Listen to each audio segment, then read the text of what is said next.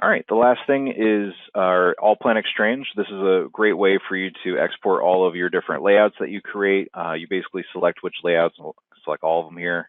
I can filter, so just that information that went into our title blocks, it can be used to filter these. So who checked it, has it been released, what day has it been released? You can use that to filter all of your different layouts so that you only get the ones that have been checked but not released, and then you can print them and release them.